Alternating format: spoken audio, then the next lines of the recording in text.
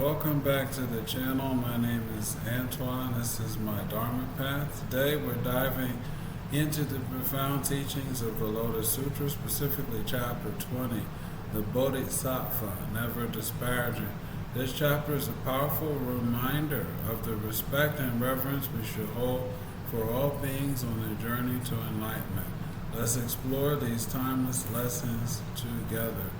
Before I read, there's some terms in this chapter that you might not understand. I'll do 5 of them. They're Bodhisattva, Dharma, Sutra, Nirvana, and Karma. A Bodhisattva is an enlightened being who foregoes Nirvana to help others. In other words, they could leave this realm, but they choose to stay here to help other living beings escape. Dharma are the teachings, or Dharma is the teachings of the Buddha. Sutra, a sacred Buddhist scripture. Sutra.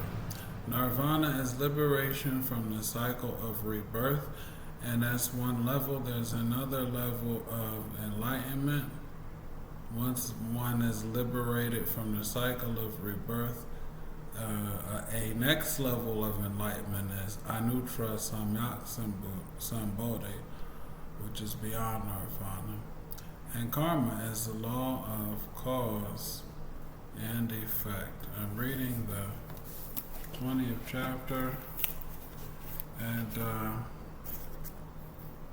before we read, let's talk about, let's see, there's immeasurable, boundless, Ashmaka kalpas. What is a kalpa and a smaka kalpa, and what are immeasurable, boundless Ashmaka kalpas? A kalpa is a vast span of time in Buddhist cosmology, often described as an eon. An asankhya kalpa refers to an innumerable, incalculable period of time, suggesting a duration that's beyond human comprehension. These terms emphasize the boundless and timeless nature of the universe. Is there a Buddha named Awesome Sound King? Yes, there is. In the Lotus Sutra, the Buddha Awesome Sound King is mentioned as a previous Buddha who expounded the Dharma. It's a beautiful example of the rich symbolism and storytelling within Buddhism.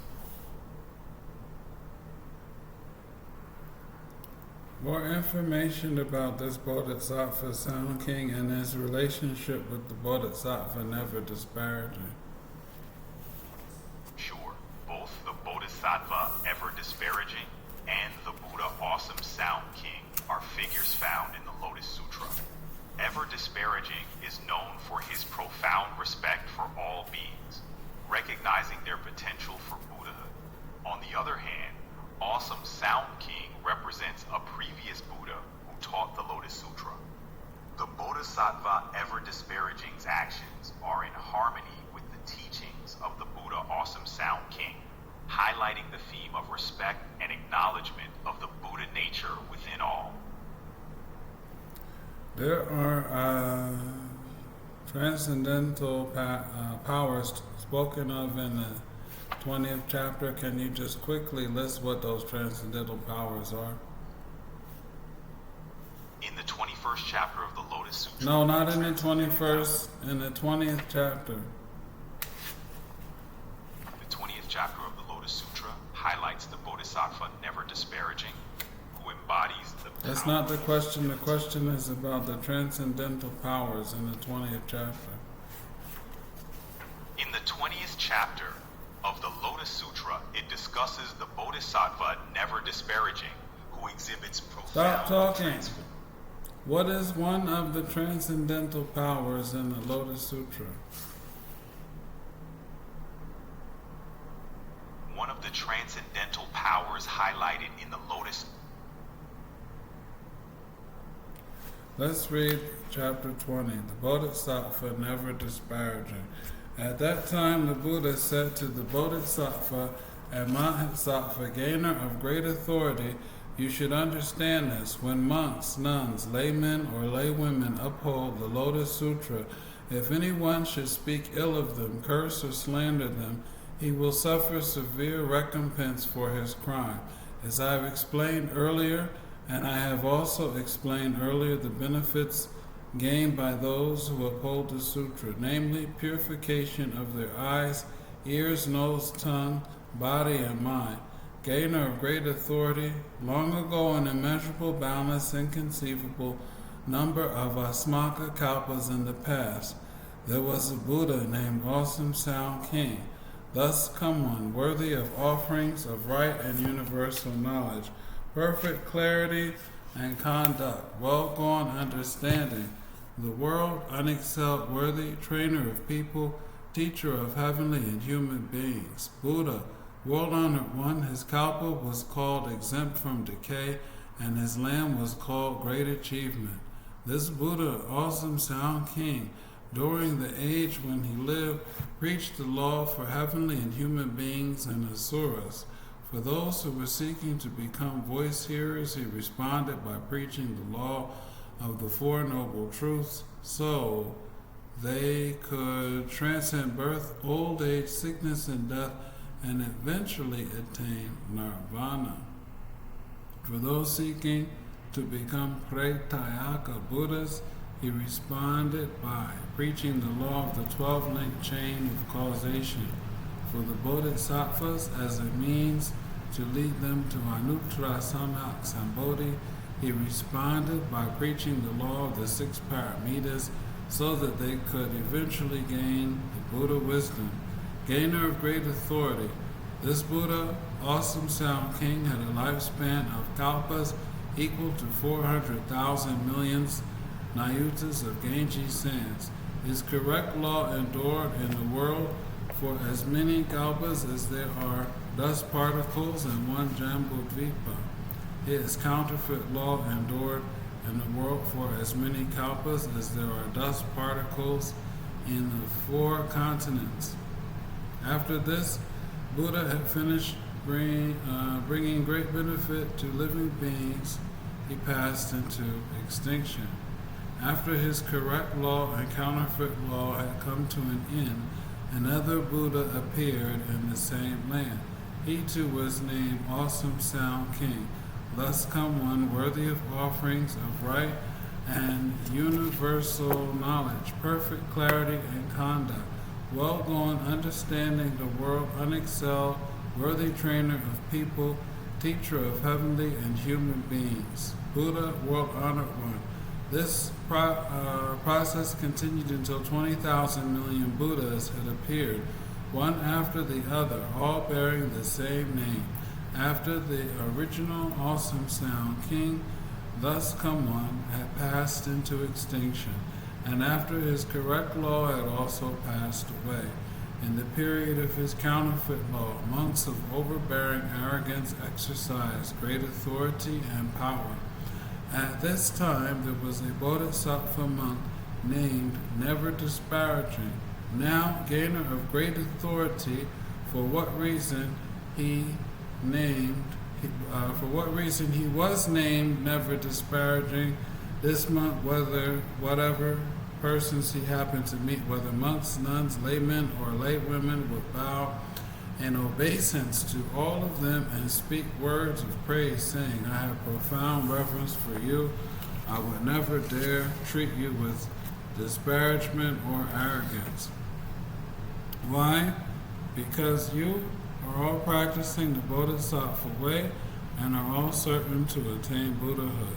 This monk did not devote his time to reading or reciting the scriptures, but simply went about bowing to people. And if he happened to see any of the 4 kinds of believers far off in the distance, he would purposely go to where they were, bow to them and speak words of praise, saying, I would never dare disparage you, because you are all certain to attain Buddhahood. Among the 4 kinds of believers, there were those who gave way to anger, their minds lacking in purity, and they spoke ill of him and cursed him, saying, This ignorant monk, where does he come from? Presuming to declare that he does not disparage us and bestowing on us a precedented wrong word. A prediction, not precedented, bestowing upon us a prediction that he will attain Buddhahood. We have no use for such vain and irresponsible predictions. Many years passed in this way, during which this monk was constantly subjected to curses and abuse. He did not give way to anger, however, but each time spoke the same words: "You are certain to attain Buddhahood." When he spoke in this manner, some among the group would take sticks of wood or tiles and stones and beat and pelt him. But even as he ran away and took up his stance at a distance, he continued to call out in a loud voice, "I will never dare disparage you, for you are all certain to attain Buddhahood." And because he always spoke these words, the overbearingly arrogant monks, nuns, laymen, and laywomen gave him the name Never Disparaging. When this monk was on the point of death, he heard up in the sky fully 20,000, 10,000, a million verses of the Lotus Sutra that had previously been preached by the Buddha, awesome sound king, and he was able to accept and uphold them all. Immediately he gained a kind of purity of vision and purity of the faculties of the ear, nose, tongue, body, and mind that have been described above. Having gained this purity of the six faculties, his lifespan was increased by 210,000 millions nayutas of years, and he went about widely preaching the Lotus Sutra for people at that time.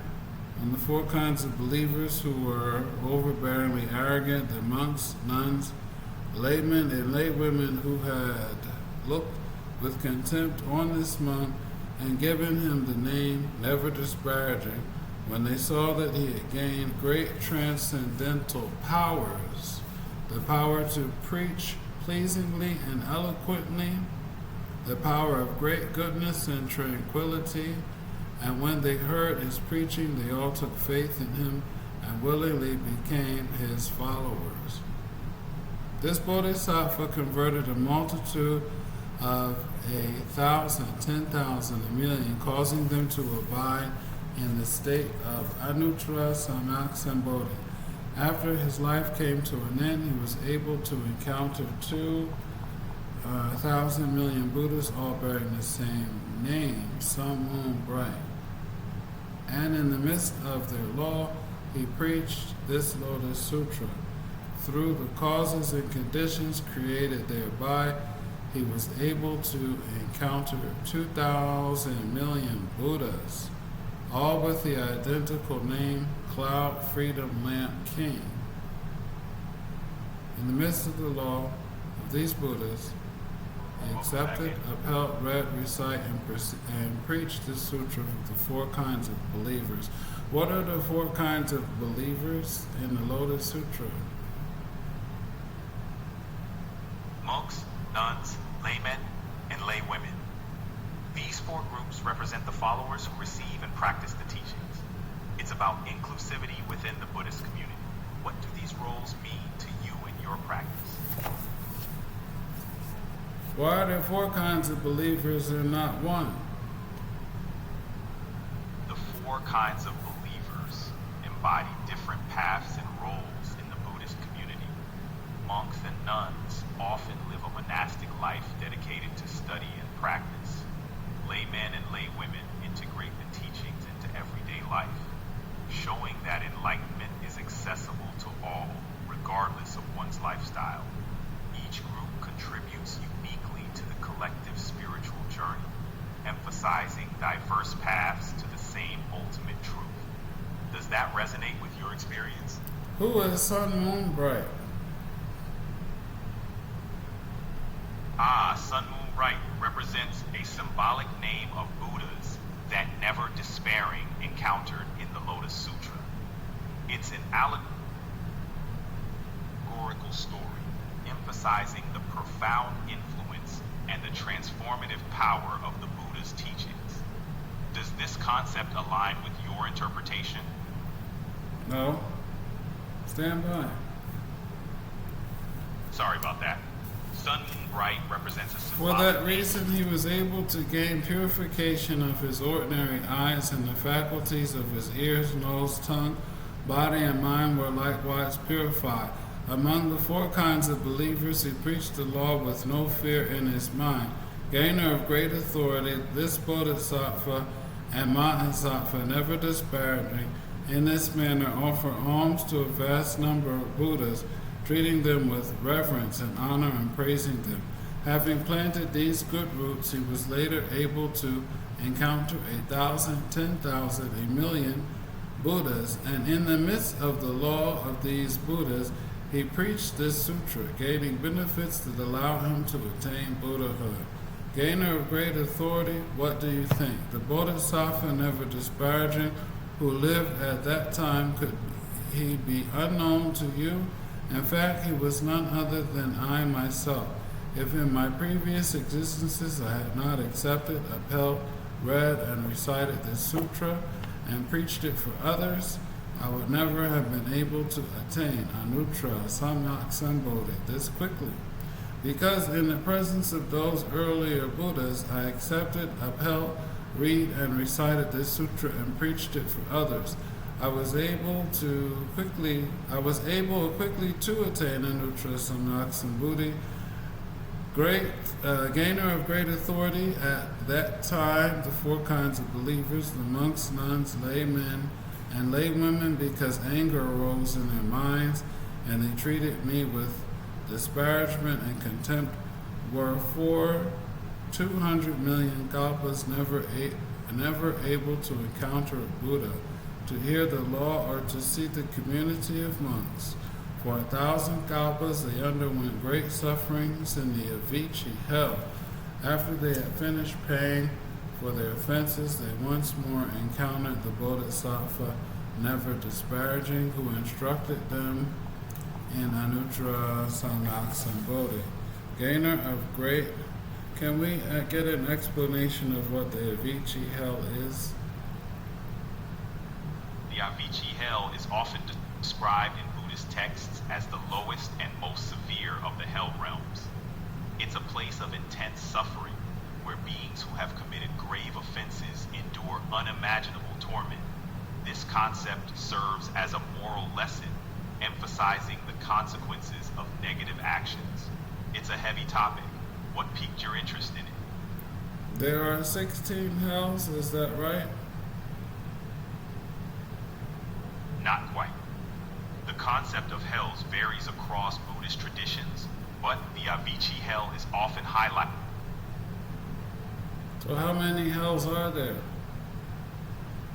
The number of hells isn't fixed and varies across Buddhist traditions.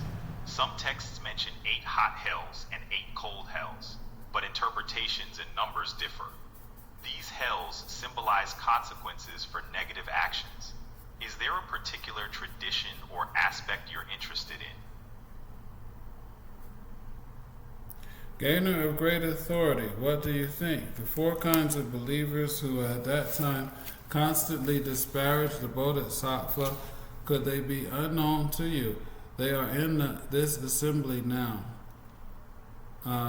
Vajrapala and his group, 500 Bodhisattvas, Lion, Moon, and her group, 500 nuns, and thinking of Buddha and his group, 500 laymen, all having reached the state where they will never regress in their search for Anuttara Samyak Sambodhi. Gainer of great authority, you should understand that this Lotus Sutra richly benefits the Bodhisattvas and Mahasattvas, for it can cause them to attain Anuttara Samyak Sambodhi. If you don't know what Anuttara Samyak Sambodhi is, it's a level of enlightenment above nirvana. For this reason, after the dust come one has passed into extinction, the Bodhisattvas and Mahasattvas should at all times accept, uphold, read, recite, explain, preach, and transcribe this sutra. At that time, the world-honored one is the Buddha, or Shakyamuni Buddha. At that time, the world-honored one, wishing to state his meaning, once more spoke in verse form, saying, In the past, there was a Buddha named Awesome Sound, king of immeasurable supernatural powers and wisdom, leading and guiding one and all, heavenly and human beings, dragons, spirits, joined in offering him alms after this Buddha had entered extinction. When his law was about to expire, there was a Bodhisattva named Never Disparaging. The four kinds of believers at that time scrutinized and adhered to this law. The Bodhisattva, Never Disparaging, would go to where they were and speak to them, saying, I would never disparage you, for you are practicing the way, and all of you will become Buddhas. When the people heard this, they gibed at him, cursed and reviled him. But the Bodhisattva, Never Disparaging, bore all this with patience. When his offenses had been wiped out and his life was drawing to a close, he was able to hear this sutra, and his 6 faculties were purified. Because of his transcendental powers, his lifespan was extended, and for the sake of others, he preached the sutra far and wide. The many persons who adhered to the law all received teaching and conversion from this Bodhisattva, who caused them to dwell in the Buddha way. When Never Disparaging's life ended, he encountered numberless Buddhas, and because he preached the sutra, he gained immeasurable blessings. Bit by bit, he acquired benefits and quickly completed the Buddha way. Never Disparaging, who lived at the time, was none other than myself. And the 4 kinds of believers who adhere to the law then, who heard Never Disparaging say, you become Buddhas, and through the causes thus created, encountered numberless Buddhas. They are here in this assembly, a group of 500 Bodhisattvas, and the 4 kinds of believers, men and women of pure faith, who now in my presence listen to the law. In previous existences, I encouraged these persons to listen to and accept the sutra, the foremost in the law, unfolding it, teaching people, and causing them to dwell in nirvana. So, in age after age, they accepted and upheld scriptures of this kind. 1,010,000 kalpas, an inconceivable time, will pass before at last one can hear this Lotus Sutra. 1,010,000 kalpas, an inconceivable time, will pass before the Buddhas. World-honored ones preach the sutra before.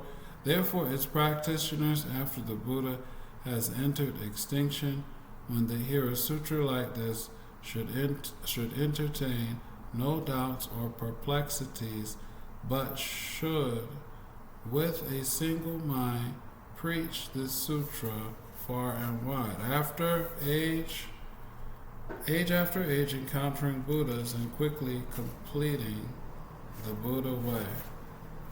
So that's the end of chapter 20.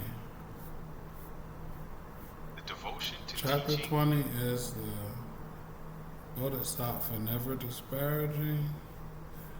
The title of the sutra is Dharma Pundrika Sutra, and when they chant, they say Nama Dharma Pundrika Sutra.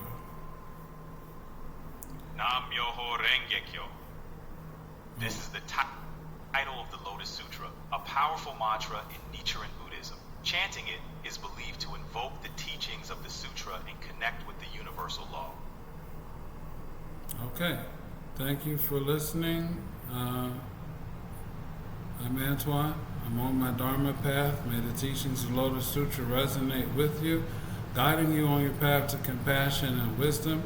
Until next time, take care. Talk to you later. Thank you, Antoine.